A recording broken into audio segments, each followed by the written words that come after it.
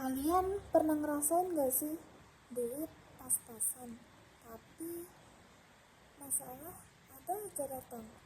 Misalnya nih, hari ini aku harus ke kampus, tapi bensin habis. Mana lapar banget lagi, stok makanan juga pada habis. Bingung gak sih? Eits, tunggu. Kalian juga pernah ngerasain? Aku punya solusinya. Mau dengar? Kita pindah alam dulu ya. Halo semuanya, aku Zahara Zahra Virginia dengan NIM C0E025017 dari Prodi Keuangan Daerah akan menjelaskan solusi dari permasalahan tadi. Kita masuk ke dalam penjelasan ya. Bye-bye.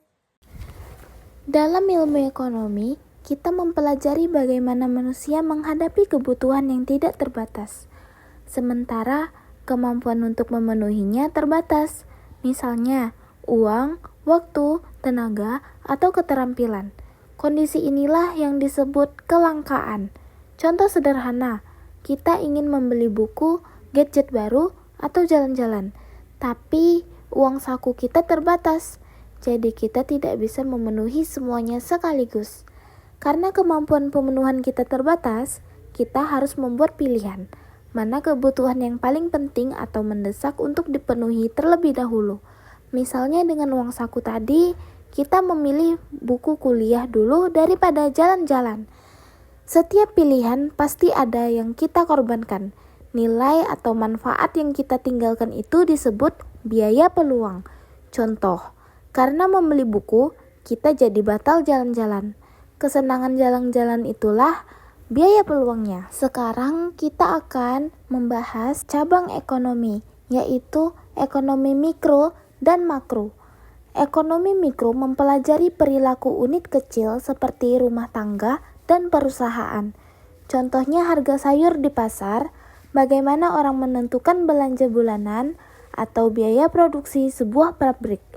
Ekonomi makro melihat perekonomian secara keseluruhan, seperti inflasi yang membuat harga naik, tingkat pengangguran di suatu negara, atau kebijakan pemerintah menaikkan pajak.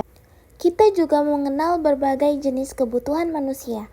Berdasarkan intensitasnya, ada kebutuhan primer seperti makan, pakaian, tempat tinggal, kebutuhan sekunder seperti sepeda motor atau laptop, dan kebutuhan tersier seperti liburan mewah. Berdasarkan waktu pemenuhannya, ada kebutuhan sekarang seperti makan hari ini, dan kebutuhan masa depan seperti menabung untuk kuliah. Berdasarkan sifatnya, ada kebutuhan jasmani seperti tidur dan olahraga, serta rohani seperti pendidikan atau hiburan. Berdasarkan subjeknya, ada kebutuhan individu seperti baju pribadi dan kebutuhan kolektif seperti jalan raya atau listrik umum. Kesimpulannya, karena kebutuhan manusia tidak terbatas sedangkan kemampuan pemenuhan kita terbatas, timbullah kelangkaan. Kelangkaan memaksa kita membuat pilihan. Pilihan menimbulkan biaya peluang, dan ilmu ekonomi membantu kita memahami semuanya supaya sumber daya yang ada bisa digunakan seefisien mungkin. Terima kasih.